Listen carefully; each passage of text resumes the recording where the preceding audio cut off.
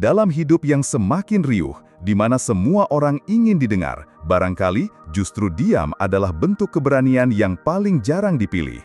Di sini, kita akan berjalan pelan, merenung, menyelami sunyi, bukan untuk menjauh, tapi untuk menemukan kekuatan yang sesungguhnya, kekuatan untuk tetap tenang saat dunia meminta kita bereaksi. Jika kamu merasa hidup ini terlalu bising dan ingin menemukan makna di balik ketenangan, subscribe channel ini. Karena di sini kita belajar bukan hanya untuk berpikir, tapi untuk mengerti. Selamat datang dan selamat menyelami narasi ini.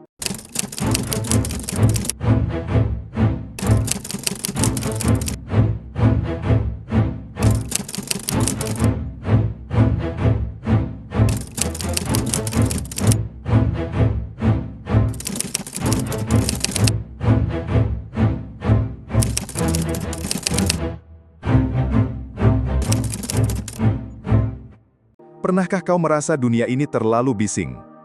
Bukan hanya oleh suara-suara yang keluar dari mulut manusia, atau deru kendaraan, atau notifikasi yang berkedip seperti detak jantung palsu dari sebuah perangkat, tapi oleh tuntutan, harapan, ketakutan, penilaian, dan semua kegelisahan yang tak pernah diucapkan, tapi terasa, mengendap dalam dada. Kita hidup di tengah keramaian, tapi begitu banyak jiwa yang sunyi. Sunyi bukan karena sepi, tapi karena terlalu lelah menjelaskan siapa dirinya kepada dunia yang tak benar-benar ingin mengerti. Dalam keheningan itulah, kita mulai bertanya, apa sebenarnya makna dari kuat? Apakah kuat berarti bersuara lantang, bertarung, membalas, menang? Atau justru kuat itu ketika kita mampu diam tanpa menjadi lemah, mampu menahan tanpa menjadi takut, mampu melewati hari demi hari tanpa perlu diumumkan kepada siapapun? Stoikisme, sebuah filsafat tua dari tanah Yunani dan Roma, tidak menawarkan kebisingan sebagai jawaban. Ia menawarkan sesuatu yang lebih tenang, lebih dalam, sesuatu yang hari ini mungkin telah kita lupakan, ketenangan dalam diri. Para filsuf Stoik percaya bahwa kehidupan ini tidak bisa kita kendalikan sepenuhnya, bahwa dunia akan tetap berputar dengan segala ketidakpastiannya, dengan atau tanpa kita. Tapi justru disitulah letak kekuatannya, bahwa kita tetap bisa memilih bagaimana merespons, bahwa diam bukanlah menyerah, bahwa menahan amarah bukan berarti kalah, dan bahwa kekuatan sejati mungkin bersemayam dalam kesunyian yang tak terlihat. Bayangkan, seseorang menghina kita, menantang kita, bahkan mencoba merobek martabat kita. Dan kita menatapnya dalam diam, bukan karena takut, tapi karena tahu bahwa kemarahan mereka tidak pantas menguasai ketenangan kita. Diam bukan berarti tak berdaya. Diam bisa menjadi bentuk tertinggi dari penguasaan diri. Sebab siapapun bisa membalas, tapi tidak semua orang mampu menahan. Di dunia yang mengagungkan respons cepat, insting balas dendam, dan ekspresi tanpa batas, stoikisme mengajarkan kita untuk kembali pada sesuatu yang telah lama kita tinggalkan. Refleksi sebelum reaksi, kebijaksanaan sebelum bicara, kedamaian sebelum pembuktian. Dan mungkin, disitulah kita bisa mulai menemukan makna baru tentang kuat. Kuat, bukan karena kita memenangkan perdebatan, tapi karena kita tahu mana yang layak diperjuangkan, dan mana yang lebih baik dilepaskan. Jalan ini tidak mudah, sunyi, sepi, tak selalu dipahami. Tapi justru dalam kesunyian itu, kita mulai mendengar suara yang paling jujur, suara dari dalam diri sendiri. Dan mungkin, di antara semua kebisingan yang membentang di dunia ini, suara itu adalah satu-satunya yang benar-benar layak didengarkan. Kita akan melanjutkan langkah ini, masuk lebih dalam ke inti dari diam yang berdaya, ke dalam ranah di mana emosi, logika, dan keberanian saling bergandengan, tanpa harus berteriak. Bersiaplah, karena dalam diam, kita akan menemukan kekuatan yang tak pernah kita sangka.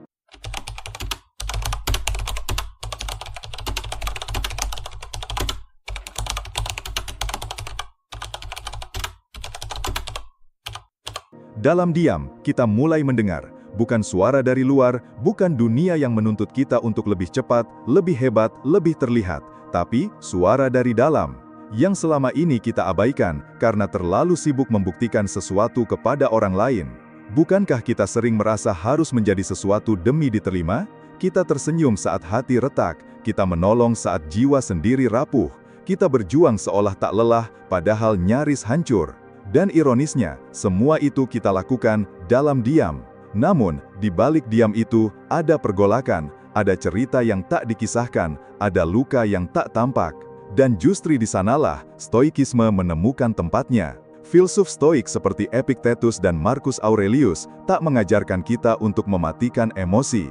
Mereka tahu, menjadi manusia berarti merasa marah, kecewa, takut, hancur. Namun, mereka juga mengajarkan bahwa tidak semua yang kita rasakan harus dikendarai. Sebab, hidup ini, pada akhirnya, bukan tentang bagaimana kita menghindari penderitaan, tapi bagaimana kita menyikapi penderitaan tanpa kehilangan kendali atas diri sendiri. Kita tidak bisa mengendalikan dunia, tapi kita bisa mengendalikan bagaimana kita mempersepsinya. Kita tidak bisa memilih semua kejadian, tapi kita bisa memilih makna di balik setiap kejadian itu. Stoikisme bukan tentang menjadi dingin, melainkan tentang menjadi tenang di tengah badai. Ia bukan tentang mematikan rasa, melainkan tentang menyaringnya, memahami akarnya, dan membiarkannya lewat, tanpa melukai. Ketika seseorang menyakiti kita, kita punya dua pilihan, menyerap racunnya, atau melepaskannya. Dan terkadang, melepaskan berarti diam. Tidak menjelaskan, karena penjelasan tak akan mengubah niat mereka. Tidak membalas, karena balasan hanya memperpanjang siklus luka. Tidak memohon pengertian, karena ketenangan tak butuh pengakuan. Di titik ini, kita mulai menyadari sesuatu, bahwa kedamaian bukan sesuatu yang datang dari luar. Ia adalah keputusan batin. Ia lahir dari keberanian untuk tidak membiarkan dunia merusak inti kita yang paling dalam. Dan itulah inti dari kekuatan stoik, bahwa seseorang bisa hidup di dunia yang keras, menghadapi kehilangan, dikhianati, direndahkan, dan tetap menjaga kemurnian jiwanya. Bayangkan, seseorang sedang diserang, disalahpahami, dijatuhkan, tapi ia memilih untuk tidak membalas. Bukan karena ia tidak mampu, tapi karena ia tahu, tidak semua pertempuran layak dimenangkan, tidak semua keributan layak dijawab. Ia tahu, keheningan yang berasal dari penguasaan diri jauh lebih keras daripada 1000 kata kemarahan. Dan kita mulai melihat bahwa diam bukanlah akhir dari reaksi, ia adalah ruang. Ruang untuk bernapas, untuk memahami, untuk meresapi, bahwa tak semua harus ditanggapi. Dan di ruang itulah, kita mulai mengenal diri kita yang sebenarnya, bukan diri yang terbentuk dari opini orang lain, tapi diri yang tumbuh dari keteguhan untuk tetap berjalan, walau dilukai. Tetap mencintai, walau pernah ditinggalkan, tetap percaya, walau dunia tampak tak adil. Stoikisme mengajak kita untuk kembali ke pusat, ke tempat di mana kita bisa mengamati hidup tanpa larut di dalamnya, ke tempat di mana kita bisa merasakan kesedihan tanpa tenggelam, dan menemukan bahwa diam bukan hanya pilihan, tapi kebijaksanaan yang menuntun kita pada kebebasan sejati. Karena pada akhirnya, yang membuat seseorang kuat bukanlah seberapa banyak ia berbicara, tapi seberapa dalam ia bisa diam tanpa kehilangan jati dirinya.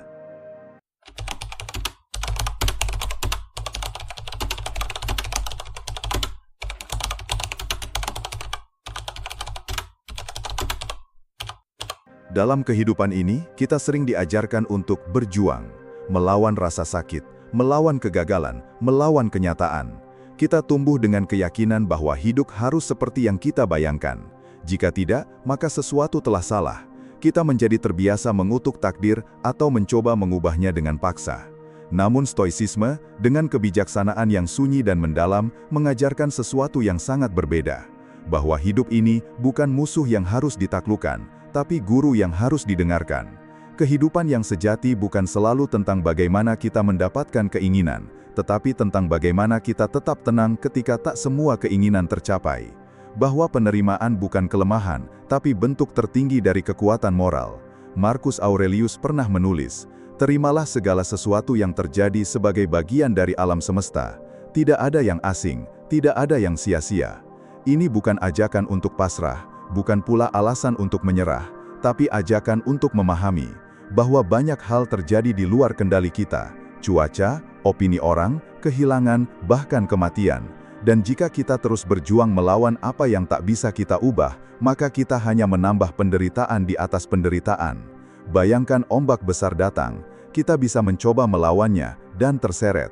atau kita bisa belajar berenang bersamanya dan bertahan. Stoicisme mengatakan, jangan melawan kenyataan, pahami arahnya. Bersikap tenang bukan berarti membiarkan segalanya terjadi, tapi memilih dengan sadar di mana kita meletakkan energi dan kepada siapa kita menyerahkan kedamaian kita. Di sini, kita mulai menyentuh inti dari pertanyaan eksistensial. Untuk apa kita hidup? Apakah untuk menguasai dunia, atau untuk memahami tempat kita di dalamnya? Jawaban Stoik tidak bersinar seperti janji dunia modern.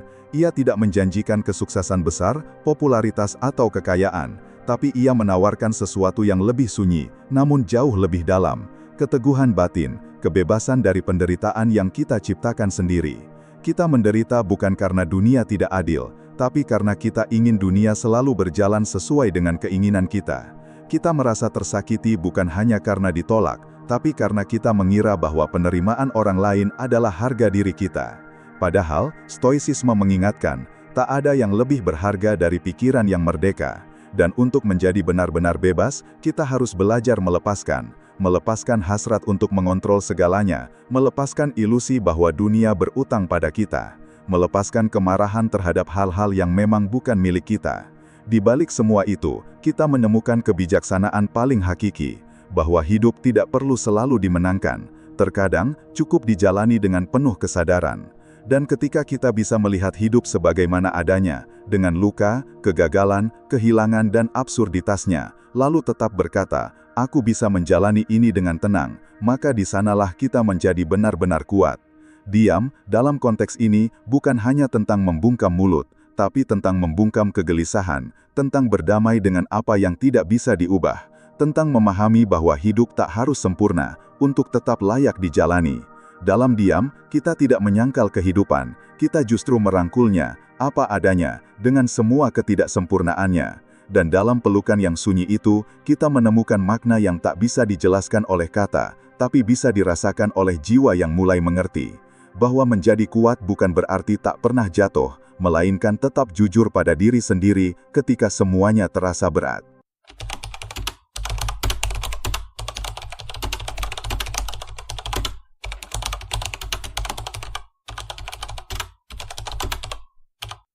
Pada akhirnya, kita kembali kepada satu hal yang paling abadi, diri kita sendiri. Setelah semua keramaian reda, setelah pujian dan cacian datang dan pergi, setelah hari-hari melelahkan yang membuat kita mempertanyakan segalanya, kita duduk sendiri, dalam diam. Dan di sanalah, kita benar-benar berhadapan dengan kehidupan. Tidak lagi dengan topeng, tidak lagi dengan pencitraan, tidak lagi dengan keinginan untuk disukai atau dimenangkan. Hanya kita dan kenyataan yang tak bisa ditawar. Filsafat Stoik tidak datang untuk menyelamatkan kita dari rasa sakit. Ia tidak menawarkan pelarian, melainkan cermin. Ia mengajak kita untuk menatap kehidupan bukan dengan mata yang penuh harapan palsu, tapi dengan hati yang terbuka dan pikiran yang jernih. Amor fati, kata Nietzsche, melanjutkan semangat Stoik, cintailah takdirmu. Bukan sekedar menerimanya, tapi mencintainya, bahkan ketika ia datang dalam bentuk kehilangan, kegagalan, atau kesendirian. Karena saat kita benar-benar mencintai hidup, kita tak lagi meminta hidup menjadi seperti yang kita inginkan. Kita menjalaninya sebagaimana adanya.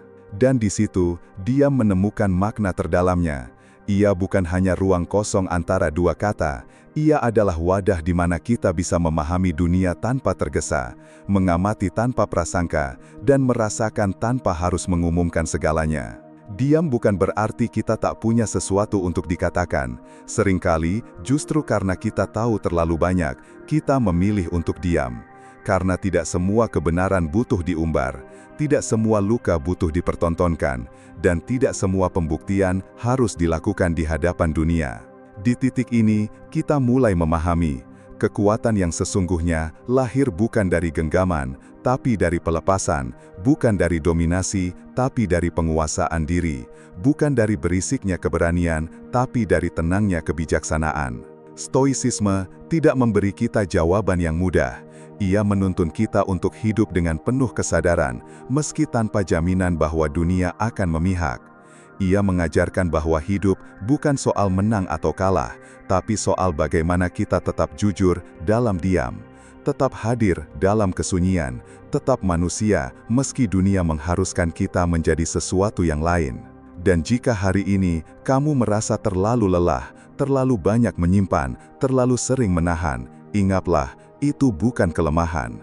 Itu adalah kekuatan yang hanya dimiliki oleh jiwa yang telah belajar untuk tidak bereaksi atas segalanya, untuk memilih pertarungan yang benar-benar bermakna, untuk tetap berdiri walau tak ada yang melihat. Diam, dalam pengertian stoik, adalah bentuk tertinggi dari keberanian, berani untuk tidak didengar, berani untuk tidak dibenarkan, dan berani untuk hidup seturut nilai yang kita pegang, meski dunia menertawakan. Maka, pulanglah ke dalam dirimu, temukan rumah itu di dalam keheningan, bukan untuk bersembunyi, tapi untuk bertumbuh, bukan untuk menjauh, tapi untuk lebih dekat dengan yang sejati. Karena pada akhirnya, hanya orang yang mampu berdamai dengan diam yang bisa benar-benar mendengar hidup berbicara. Dan mungkin justru disitulah kita menemukan kebebasan yang sesungguhnya, menjadi kuat tanpa harus berteriak, menjadi utuh tanpa harus terlihat. Terima kasih telah berjalan sejauh ini, bukan hanya dalam video ini, tapi dalam hidupmu sendiri. Dan jika nanti dunia kembali bising, kau tahu kemana harus kembali. Ke dalam diam, ke dalam dirimu, ke dalam kekuatan yang tenang.